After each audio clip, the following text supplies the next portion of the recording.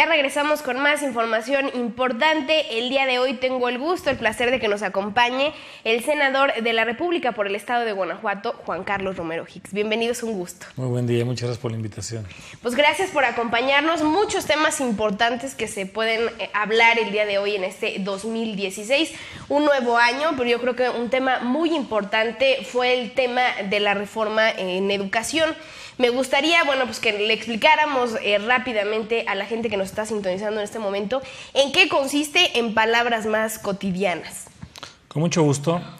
Hay que recordar que el presidente Peña entra el 1 de diciembre de 2012. Al día siguiente, el 2 de diciembre, se anuncia una hoja de ruta que es el Pacto por México, y de las 95 prioridades que se establecen y los 5 ejes estratégicos, el primer tema que se turna al Congreso de la Unión es el tema educativo, el 10 de diciembre de 2012. Esta reforma, en su etapa primera, tiene 4 componentes. Primero, el poder lograr una educación de calidad. Segundo, el poner la evaluación de los maestros y el círculo completo desde su formación inicial, su ingreso, permanencia, reconocimiento y promoción como un servicio docente. Tercero, el que pueda haber una evaluación independiente, no del Ejecutivo Federal, sino no de un autónomo, que ya existía, el Instituto Nacional para la Evaluación de la Educación, que puede medir a los individuos, a los alumnos, a los maestros, al sistema educativo en su conjunto, y que convierte al Instituto Nacional como la máxima autoridad en materia de evaluación educativa. Y cuarto, el que se pueda poner la posibilidad de que los padres de familia y los maestros puedan contribuir en los contenidos educativos. Que se hablaba ahí de un tema de calidad, que mucha gente decía, pues cómo medir lo que para el gobierno en este momento significa la calidad educativa. En el mundo hay diferentes formas de medir la calidad, y en el tema educativo generalmente las variables más importantes son cobertura, calidad, equidad y pertinencia. En el tema de la calidad ya hay instrumentos internacionales, por ejemplo la OCDE, que agrupa a los países de mayor desarrollo. Sí, que ahí en últimos estudios nos ponían como últimos lugares en México a nivel educación, lo que hablaba que habría un fracaso en educación a nivel mundial. Sí, poco después del año 2000 se empezó a aplicar la prueba de PISA, que tiene 3 componentes. 1, la lengua, el español. 2, las matemáticas.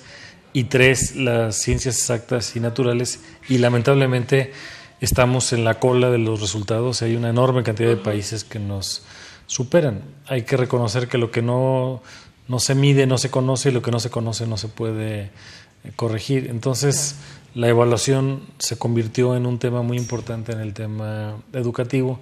Junto con esto se le pusieron otros ingredientes, como por ejemplo avanzar hacia tener escuelas de tiempo completo, porque las alumnas y alumnos salen a un horario muy temprano de clase, están sueltos, papá y mamá trabajan, no hay quien los atienda. Se reguló el que no se puedan vender alimentos chatarra en los planteles educativos, el poder tener un censo para poder tener certeza de cuántos alumnos, maestros y escuelas hay en el país, porque aunque parezca absurdo, hay lugares como Oaxaca, Guerrero y Michoacán, claro, y partes de Chiapas donde todavía esto no se conoce. Esta es la primera etapa de la reforma educativa, porque durante mucho tiempo se fueron construyendo relaciones laborales curiosas. El sindicato en algunos lugares se convirtió en patrón, el patrón dejó de serlo, y entonces ahora lo que se pretende es que todo se concursa, todo se hace de manera pública. Esto sería interesante, hablando de este tema tan importante. ¿Cómo consideras, hablando del tema de la educación, cómo considera usted la educación que tenemos en México en comparación precisamente con otros países? Países como Holanda, como Filipinas, como diversidad de países, también como Japón, que por ahí ya están poniendo un nuevo sistema piloto, que más adelante podremos comentar. ¿Cómo consideras tú en comparación el nivel de educación con otros países? Tenemos luces y sombras, hay lugares del país que son de clase mundial, sin embargo tenemos un país muy heterogéneo. Pensemos en el país, 2.457 municipios, Guanajuato tiene 46, Oaxaca 570, y de esos 570 poco más de 300 se rigen por usos y costumbres. Todavía hay lugares de Guanajuato, en la zona de la Sierra Gorda, en Atarjea, Jichú, Santa Catarina, Tierra Blanca y Victoria, donde hay alumnos que tienen que caminar más de 1 hora para llegar a la escuela. Y donde esa escuela no tiene un maestro para cada año escolar de primero a sexto, sino tiene un maestro multigrado que atiende a estas personas. Y en donde poco más del 40% de las primarias del país tienen menos de 50 alumnos. Entonces tenemos una oferta educativa y una atención sumamente fragmentada, en donde todavía tenemos muchas escuelas en las que no hay agua potable, sanitarios, electricidad, acceso a internet, la propia forma de movilidad para llegar a la escuela es sumamente difícil. Entonces tenemos muchas asimetrías y ahí es donde tenemos que reconocer que en estos Méxicos tan diversos necesitamos una mejor atención. Que por ahí muchas de las dudas cuando se expresa precisamente lo de la evaluación que se le va a hacer a los maestros, mucha gente decía, bueno, ¿y cómo vas a evaluar a uno de estos maestros como maestros de Oaxaca que tienen diversidad de alumnos, que les pagan poco y que, bueno, estás pidiendo exigencias que de momento no se pueden cubrir?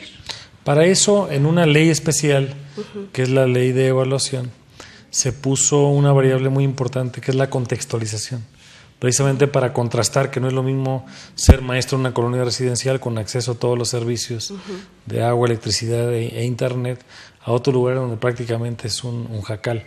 Esas consideraciones del punto de vista formal están anotadas y se están tomando en cuenta. Importante. También, bueno, hablando también del tema, como lo comentábamos, en este momento, en 2016, enero, empezando el año, ¿cómo considera la preparación que tienen los maestros?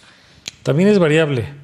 Tenemos desde personas que no tuvieron la oportunidad de una escolaridad para ser maestros y fueron habilitados de manera informal y real, hasta personas que tienen licenciatura y tienen posgrados en educación. Y todo esto hay que darle el peso específico para poder hacer las evaluaciones correspondientes. Aprovecho porque muy probablemente maestros están viendo para hacer un público reconocimiento de admiración y gratitud a los maestros en México, porque con polvo, sudor y lágrimas sostienen el proceso educativo, y porque a pesar de tener adversidades y deudas social y laboralmente incumplidas, hace un trabajo muy importante. En Guanajuato en general el maestro cumple muy bien, llega a clase a tiempo, cumple el programa educativo, construye el programa de la comunidad escolar, está en programas de formación continua y no hemos logrado el mecanismo para su debido reconocimiento. Sin embargo, hay otras partes del país en donde estas condiciones lamentablemente no se están dando y hay excepciones, principalmente en Oaxaca, Guerrero, Michoacán y Chiapas. Se han hecho en la primera etapa de las reformas 3 evaluaciones, una nacional por primera vez, ya en 2 ocasiones para el primer ingreso, una segunda para las promociones por concurso, que anteriormente no eran por concurso y ahora se están haciendo por ese mecanismo, y tercero, la prueba más difícil, que es el de la permanencia, y en donde poco más del 85% de los maestros convocados ya están asistiendo para ser evaluados, y que es toda una diferencia cultural significativa. Estos maestros, sobre todo en el régimen público, estaban en la expectativa de que después de 6 meses de cubrir una vacante definitiva podrían tener una relación laboral por tiempo indeterminado, y ahora cada 4 años se van a estar evaluando. Esto significa un cambio y hay que reconocer que no hemos logrado una alianza con los principales actores de la educación, y estos son los maestros y los padres de familia. Sí, que mucho se decía cuando estaban en proceso de la reforma educativa, muchos decían que por qué no habían invitado a los maestros y que ellos opinaran qué pensaban de la reforma antes de aprobarla, ¿no? Y antes de generar este cambio importante. Algo que también me gustaría preguntarte, hablábamos del sistema educativo y de otros países, hay algo que me llama mucho la atención. Ahí a través de las redes sociales, bueno, pues hay diversidad de información, ¿no? Y había un tema que me parece muy interesante tocar, precisamente de la educación, es este nuevo sistema, un sistema piloto que se llama Cambio Valiente, que sacan en Japón.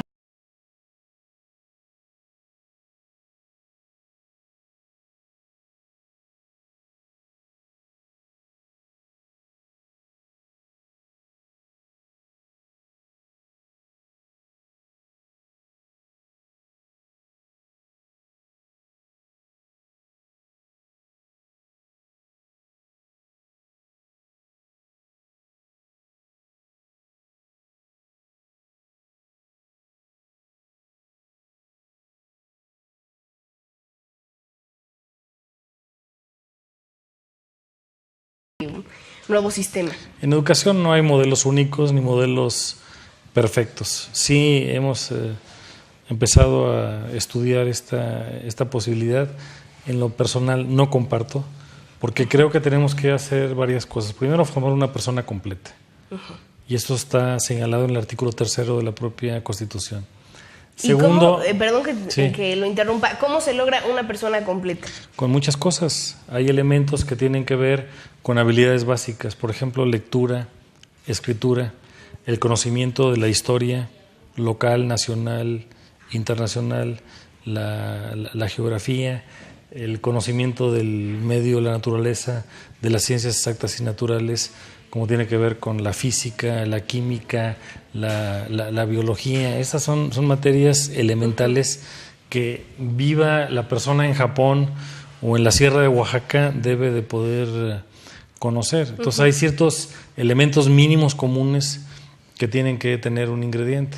Y luego hay una parte que tiene que ver con no solamente el desarrollo del intelecto, sino el desarrollo de la sensibilidad artística y la propia motivación, y que tiene que ver con las artes y con las humanidades, y donde es muy importante, por ejemplo, la identidad y el orgullo y la pertenencia a una cultura local, a la propia cultura nacional.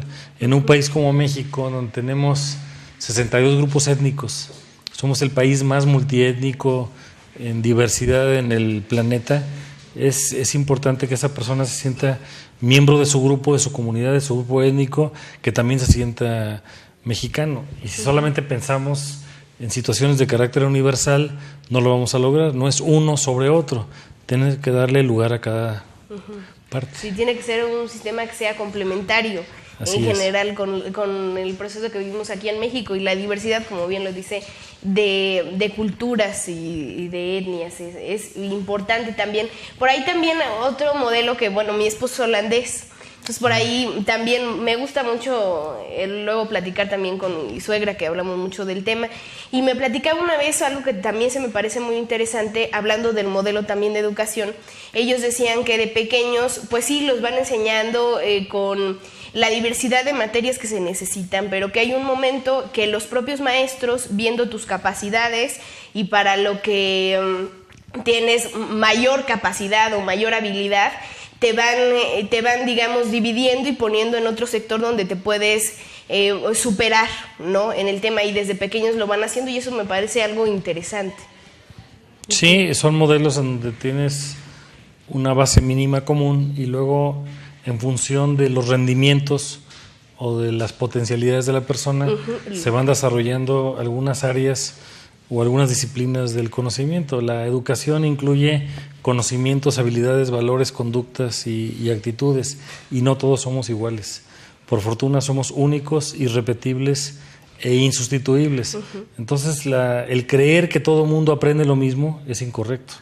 Aprendemos de manera diferente y aprendemos cosas diferentes. Claro. Entonces, el poder tener una educación individualizada, dirigida al mayor desarrollo de cada persona, debería ser el modelo ideal. Partir de un común denominador y, por otro lado, el poder desarrollar al máximo conforme a tus aptitudes, tus conocimientos y tus intereses vocacionales.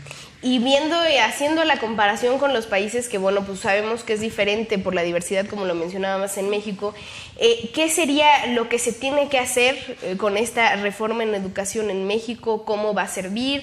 ¿De qué manera va a funcionar o impactar precisamente en el estado de Guanajuato? Esa es la segunda etapa, la que está pendiente, porque lo que se ha comentado hasta este momento son ajustes de bases jurídico-administrativo-laborales. Sin embargo, hay que ver el alma de la educación. ¿Cuál es el proyecto educativo? ¿Cuál es el modelo educativo? ¿Cómo es que vamos a formar al formador? Es decir, al docente, al maestro. ¿Cómo vamos a acercar mejor infraestructura, mejor financiamiento? ¿Y cómo vamos a lograr la mayor alianza de los grandes actores, que son los maestros y los alumnos? Porque la escuela no es un cuerpo sin alma. Claro. Es un cuerpo que tiene alma, y esa alma la da la interacción de los actores que están ahí viviendo, y son los alumnos, los padres de familia, los maestros, los directivos. y pensando en el siguiente paso, ¿ya saben cómo lo van a hacer? ¿Cómo van a escoger el modelo? Estamos insistiendo a las autoridades educativas, particularmente a la Autoridad Nacional, dado que es la que tiene el privilegio de los contenidos educativos, a que muy pronto, después de una consulta bastante amplia que se hizo en el año 2014 de 21 foros, con temas de modelo educativo, educación normal y educación media superior, se hagan los anuncios de cómo es que va a cambiarse el modelo. El secretario de Educación del Orden Nacional, Aurelio Nuño, ha comentado que al inicio de este año harán los primeros anuncios preliminares de política educativa precisamente para ver qué modelo vamos a seguir. Claro, un tema muy interesante, muy importante, que yo creo que es el punto vital que tenemos que tener hoy en día en México, porque es el futuro mundialmente y hablando también de México, y es un tema que va a seguir dando de qué hablar y sería muy interesante, bueno, pues ya teniendo unos meses más adelante donde ya tengamos este modelo establecido que quieren implementar o como quieran llevar las cosas, también que nos platicara qué piensa precisamente del modelo que quieren establecer. Lamentablemente, bueno, el tiempo aquí nos está presionando el productor constantemente, nos tenemos que despedir, pero fue un placer que haya estado con nosotros platicando de este tema tan importante que es la reforma educativa, y pues lo invitamos a que vuelva a venir una vez que ya tengan un avance para que nos siga platicando de este tema tan fundamental para México. ¿Un mensaje que quiera mandar antes de despedirnos? Será un privilegio. Estamos en un momento de grandes contrastes en la vida nacional y la fibra más sensible y la más cercana que tenemos es la actitud. Y el tema de educación ocupa y preocupa a todas las familias mexicanas. Los cambios no van a venir solamente de la esfera gubernamental, van a venir sobre todo del espacio personal. Hay que consolidar la vida en familia y sobre todo esta alianza con padres de familia y con maestros. Muchísimas gracias, nos despedimos, los esperamos mañana en punto de las 3 de la tarde con más información y un placer que haya estado con nosotros. Muchas gracias, senador. Buen día.